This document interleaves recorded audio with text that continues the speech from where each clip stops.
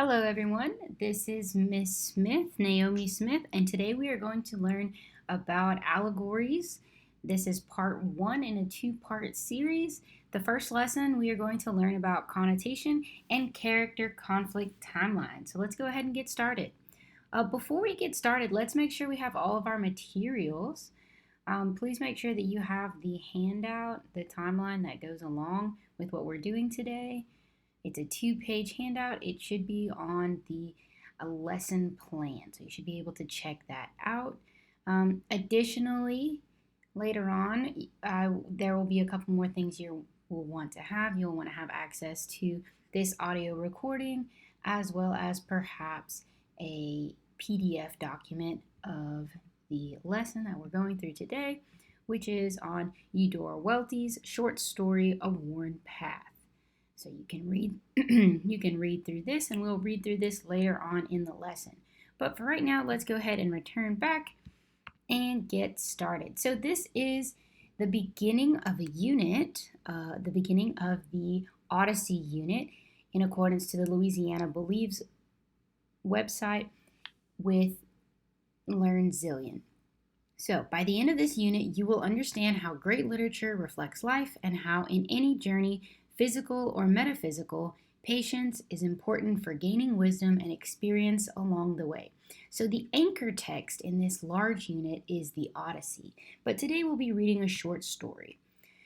This is the culminating writing task. This is the big question. At the end of the unit, we'll be writing a large essay tackling this question. Which is more important to the development of Odysseus's character and a theme of the epic? The journey or the goal? So today we are going to be reading A Worn Path by Eudora Welty, which is an allegory that teaches about life as a journey. So remember, an allegory is a story that teaches a lesson. An example of an allegory is the story of Adam and Eve. This popular moral story teaches the dangers and consequences of succumbing to temptation. So we are also, after we read, we will determine some connotative meanings of words and create a timeline that traces a character's conflicts. So this is all of the materials that you will need today. Please make sure you are prepared like this gal here. She's got all her stuff ready to rock and roll. All right, so before we get going, I want us to talk about and do a little activity on diction and understand what denotation and connotation means. So diction, we've been talking about this for a really long time. Diction is an author's choice of words. So what words are they choosing? Are they saying sad when they really mean they were at a loss for words? Using a larger vocabulary or really being very specific in the words that they're using. And within their word choice, what is the denotation? Or see how we have D at the beginning of this word, the dictionary definition of a word? Or what is the connotation, the feelings associated with the word? And I also tell my students the CO, what it could mean to you. So we're going to look at a couple of words. This is being adopted from an in-class lesson. So you will not have cards, but you will, on your sheet of paper, create an outline that has positive, neutral, and negative connotation. So looking at our diction, I want to do kind of an example together. So the denotation, what would be the denotation of red? The dictionary definition, what is red? Well, it's a color. It's a primary color to be a bit more specific. So that is the dictionary definition. And what would be the connotation of red? What could it mean? What emotions does red represent? So it could represent love, passion, angst, anger, or violence. So if you're not understanding exactly what that means, what does this word make you think of, and how does this word make you feel? So when you just hear the word red, what do you feel? So usually when I hear the word red, I'm thinking negative, something probably being somebody being very aggressive. They get a red in the face. So now we are going to move forward. These words here are found within the text that you'll be reading today. So if you can take these words right now, pause the video, take these words and put them into the 3 categories that were like on the previous page. If you look at this here, divide your paper into a positive column, a neutral column, and a negative column. And you're going to take all of these words right here and define or put them into those categories. And if you need a dictionary, you can go online and you can look up any of these words if you're confused. So go ahead and pause the video right now while you categorize those words.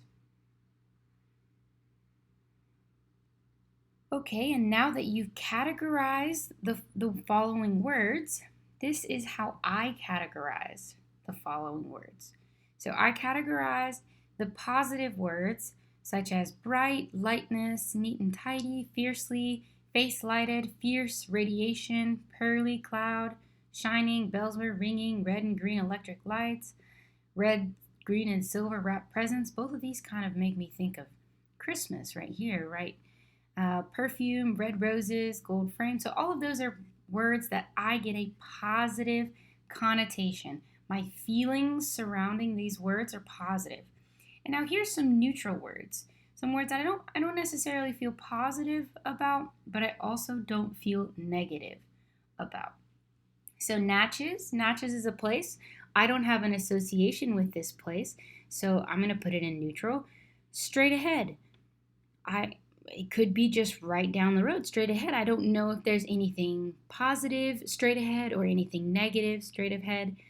Regular as clockwork. Rigidity. Now, rigidity could be put into the negative column. If somebody is acting rigidity, if they have a very large rigidity, they may not, that may be more negative, but it could also just be, a building. A building was rigid, or something around you being rigid. So it just depends on your connotations, right? There's not really a right or wrong because we haven't read the text yet. These are just my current connotations. Pine, wild hogs. Again, wild hogs by themselves may be neutral, but if they're coming after you, then they might go into the negative column. Deep and still, sun so high. Again, big black dog, kind of like wild hogs, might be cute from a distance, but if it's coming your way, might be negative. Little closed claw, tower of steps, big building, old, and eyes blue with age. Now this can be neutral, this could be positive or negative, again, just depending on the situation. It could be positive if we're talking about someone old and wise. Or eyes blue with age could be negative in that the person can't see. So it just depends if you're looking at age as a positive or age as a negative. And now negative, I have a lot of negative words over here. Red, December, frozen. Now December might not be negative by itself, but because December is associated with the winter months, and we have frozen right here afterwards, that could be given a negative connotation just depending on how you feel. Some people's favorite month may be December. So we have heaviness, severe, wrinkles, 100 years old. Again, our lists might not exactly be the same. So down here at the bottom, I'd like to point your attention. If you think a word is misplaced, ask yourself, why do I think so? And you may say something like, that word makes me think of something. And it really is okay for us to have different feelings. When we're reading, we are going to interpret how the author wants readers to feel about a particular word or his intentions or her intentions, excuse me. Okay, so let's read. You're going to want to pause the video and read in your head, or read, I'm looking at this, it's like TV in your head. So you can read along with the audio recording here, or you can look at the PDF and just read it on your own time. So go ahead and pause the video so you can read. All right, and once you have finished reading the assignment, please go ahead and return, and let's go ahead right here. So you may want to reread the story. If you need a second read, that's totally fine. You can pause the video and return at any time. So please reread the story and complete only the first 2 rows on the timeline handout. For each event on the timeline, list the characters involved and the cause and outcome of each event. So if you look here, this is very similar. This is a smaller version of this here. So in event 1, you need to tell me the characters that are of what happened, who did what, and what else was involved. And then I want you to give me the cause. You could even divide this into two lines where you have a cause and an outcome. Please remember to write in complete sentences, and then you can pause the video while you finish these first 2 lines right here. And if you need some additional help, we have, if you're not sure which events to include, ask yourself who, what, when, where. And also, if you're struggling you don't know which ones are the most important, I don't want to write down this event and then not have enough events, try to give a summary of the text. Tell yourself out loud, what was the text about? So you're probably going to mention the most memorable or more memorable parts of the story, which will probably be the pivotal points in the story. So again, if you can't do that, that's when you're going to need to go back and reread the story. So you can go ahead and pause while you do that.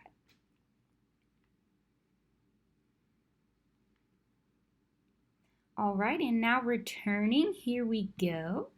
So on the bottom of your blank sheet of paper, you're going to want to respond to the following 2 questions. So after you've completed the first 2 rows on the handout, please respond on the bottom of the blank sheet of paper. This is the same piece of paper that you divided into 3 categories. You might maybe write on the back.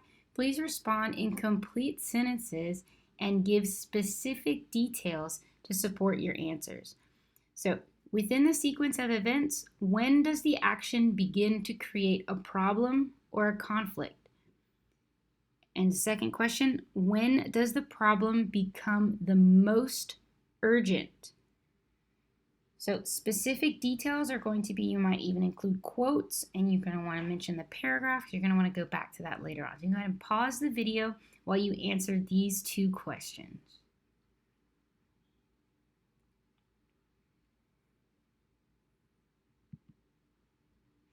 All right, and so in this lesson, you learned how determination and patience is important for gaining wisdom along a journey. And you also practiced determining the connotation of words, and you traced a character's conflict. So pat yourself on the back. Great job. Okay, now stop here. Stop. Are you finished? Stop. Did you try your best? Did you check your answers on your own? Did you have someone else check your answers? If you answered yes to all 3 questions, then you can keep watching for the answers, because I am now going to go over some possible solutions.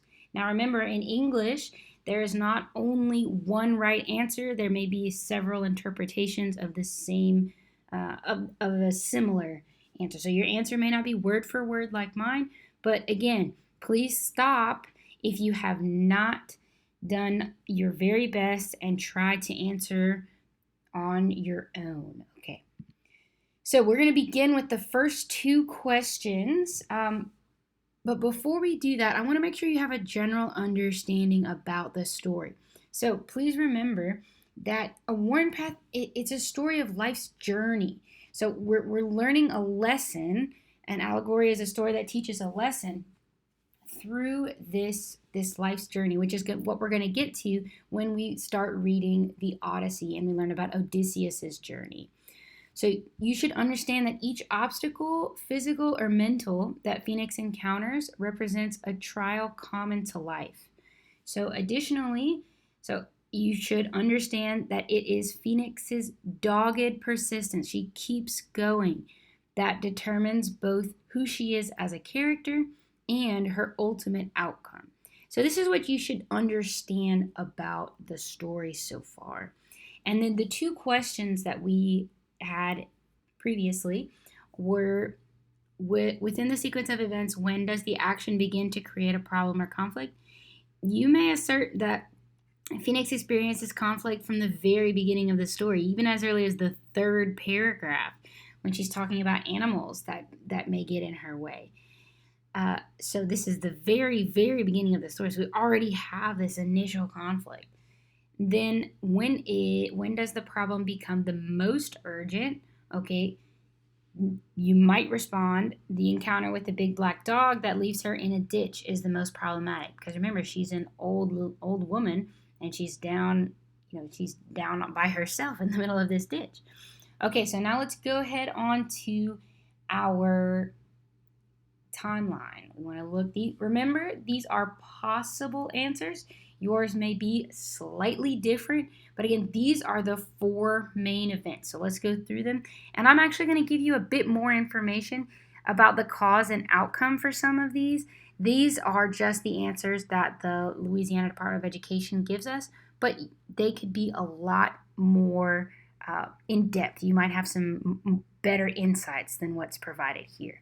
So, event number one, Phoenix maneuvers through the maze of corn and believes that she sees a ghost. So, her encounter with the ghost. And so, the cause here is in the first independent clause here, or the first part of the sentence. We have a dependent clause and an independent clause. Because of her bad eyesight, she cannot see that the ghost is a scarecrow. So, that's the cause. And the outcome, what happens, even though she thought she saw a ghost, what happens? However, she is undeterred in her journey.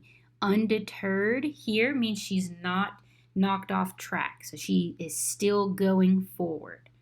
This is our event one. Now, event number two, Phoenix, confronted by a dog, lands in the ditch. A hunter must come to help her. Okay, so we have this a small description of our event here. So what was the cause? How did she get into the ditch? Okay, she attempts to hit the dog with her cane, but she loses her balance. Okay, so that's how she fell. And then what's the outcome? Okay, well, she's just patiently waiting for someone to come to help her. And then she outsmarts him. Remember, she is in this conflict, or the hunter asks her if she's going to go home. And she said no, she's got to go into town. She's on a mission. All right, so here is our event number three. Phoenix arrives in the city, which is lit up for Christmas time. Ah, yes. Okay, we have our we don't have blue lights. We have our red and green Christmas lights. She must make her way into the medical building. So, Phoenix, in her last set of trials, is still undaunted by the bustle and busyness of the city. So I would also add in here that, she knows exactly what she's trying to do, but remember, she has this moment where she's a little bit confused. Whoa, what was she doing again? Oh, yeah, that's right. She's going to get her grandson's medicine. So in event 4, Phoenix obtains the medicine from the city and then sets off to get her grandson a present and to return home. So they don't have really a cause here. I think that they missed the cause. I think you could add something that her grandson is sick, or because it is Christmas time, she wants to get a present, and because she now has what she came to get, the medicine, it's time for her to return home. That's the cause. And then the outcome would be that Phoenix completes her journey. So again, remember, these are possible answers. Yours may be a little bit different from mine. So thank you so much for learning with me. And remember, you are never done learning. So if you have any questions, I hope that all of the materials provided answer them for you. And additionally, I will see you in the next lesson. The next lesson is a follow-up lesson upon this lesson. All right, have a good day.